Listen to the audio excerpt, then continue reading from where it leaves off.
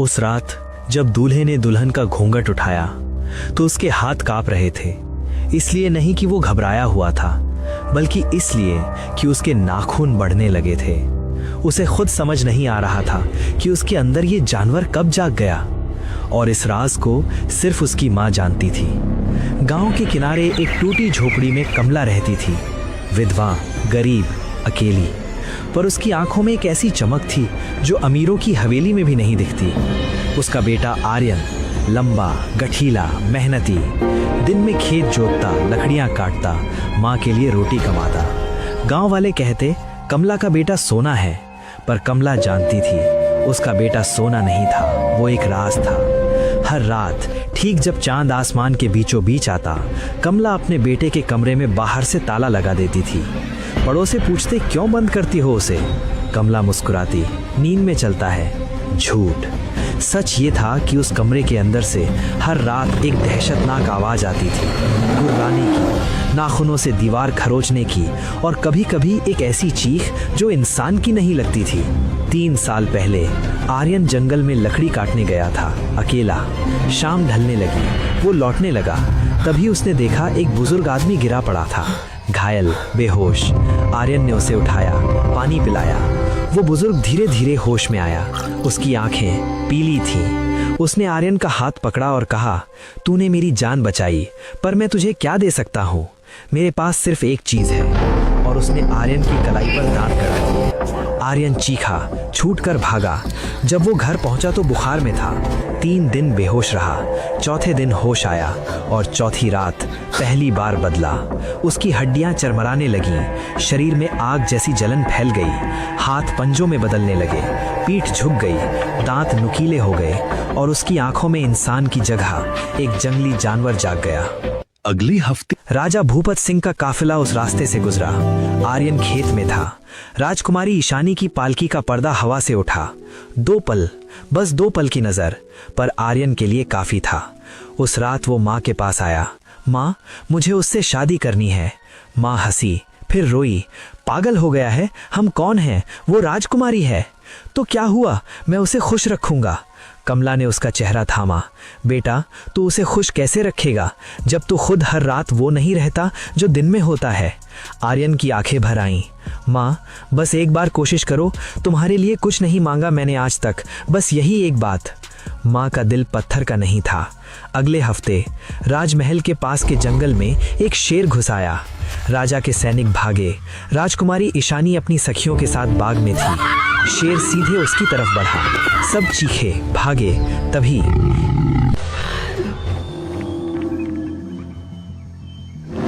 एक आदमी कहीं से आया, आर्यन। उसने शेर का सामना किया बिना हथियार के।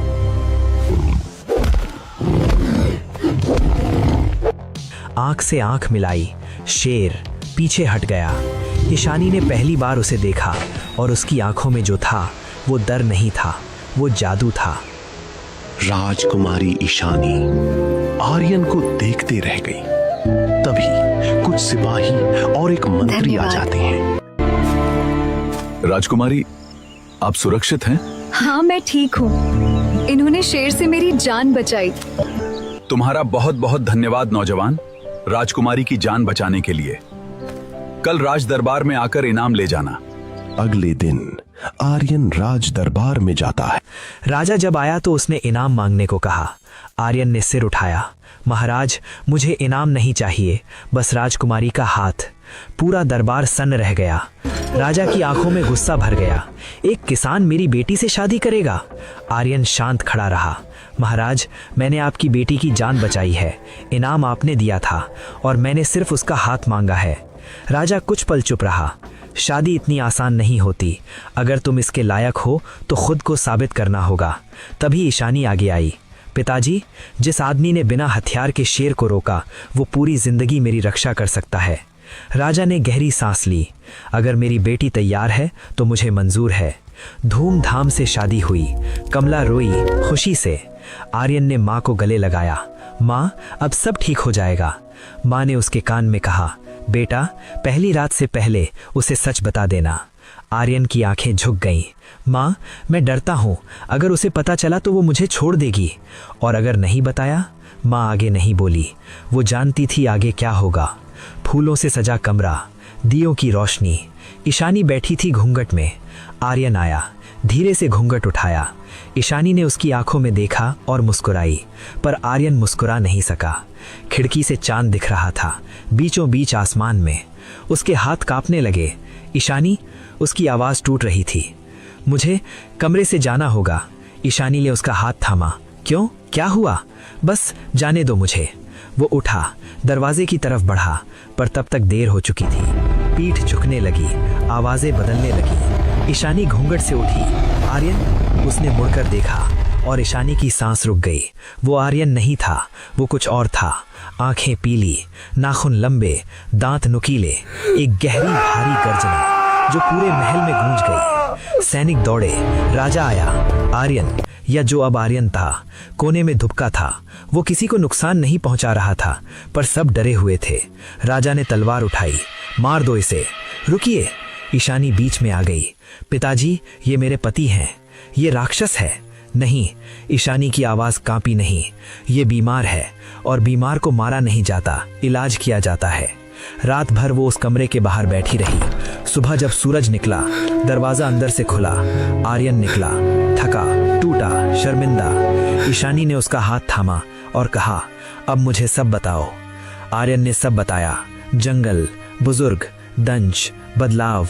ईशानी ने सुना, चुप रही। फिर उसने कमला को बुलाया। दोनों औरतें, सास और बहू, सामने बैठी। कमला की आंखों में डर था। ईशानी ने कहा, माँ जी, आपने 3 साल ये बोझ अकेले उठाया, अब मैं हूं। कमला फूट फूट कर रोई। ईशानी अकेली गई। रात को जब सब सो गए, वो पुराने पीपल के पास पहुंची और उसने आवाज लगाई, जो छुपे हो सामने आओ। लंबी चुप्पी। फिर वो बुजुर्ग निकला, पीली आंखें, टेढ़ी मुस्कान। राजकुमारी, आप यहाँ अकेली? मेरे पति को वापस करो। बुजुर्ग हंसा। वो मेरा है, मैंने उसे अपना हिस्सा दिया, तो वापस लो। इसकी एक कीमत है। क्या कीमत? बुजुर्ग ने उसकी आंखों में देखा। तुम्हें उसकी जगह एक रात वो बनना। तुम्हें एक कठिन परीक्षा देनी होगी। मैं हर परीक्षा के लिए तैयार हूँ। बताओ, क्या करना होगा मुझे? अपने पति के लिए कुछ भी करूंगी। तुम्हें उसकी जगह एक रात वो बनना होगा। अगर सुबह तक तुम इंसान रही, वो हमेशा के लिए आजाद। ईशानी ने एक पल भी नहीं सोचा। मंजूर है। वो रात ईशानी की जिंदगी की सबसे लंबी रात थी। उसके शरीर में अजीब दर्द फैलने लगा। सांसें तेज हो गईं। आंखों के सामने अंधेरा छाने लगा, जैसे कोई जानवर उसके अंदर घुसना चाहता हो। लेकिन उसने आंखें बंद की। आर्यन का चेहरा याद किया, माँ की आंखें याद की, और वो अंधेरे से लड़ती रही। घंटे भारी थे, पर मृणाल भारी थी, उनसे भी भारी। सूरज निकला। राजकुमारी ईशानी इंसान थी। बुजुर्ग के चेहरे पर पहली बार हार दिखी। उसने झुककर कहा, तुम जीत गई। तुम्हारा पति आजाद है। अब वो आजाद है। और वो गायब हो गया। महल में आर्यन उठा, सुबह की रोशनी में, और उसे पहली बार ऐसा लगा वो पूरा है। उसने ईशानी को ढूंढा। वो जंगल से लौट रही थी, थकी, धूल भरी, पर मुस्कुराती हुई। आर्यन दौड़ कर आया। उसने ईशानी को थामा। तुमने ये किया? ईशानी ने उसके गाल पर हाथ रखा। तुमने मुझे एक जिंदगी दी, मैंने बस तुम्हारी जिंदगी वापस की। कमला दरवाजे पर खड़ी थी। उसने दोनों को देखा और पहली बार सालों बाद उसने चैन की सांस ली। उस दिन कमला को समझ आया, उसका बेटा कभी राक्षस था ही नहीं, वो बस एक इंसान था जिसे प्यार ने बचा लिया। कुछ प्यार ऐसे होते हैं जो राक्षस को भी इंसान बना देते हैं।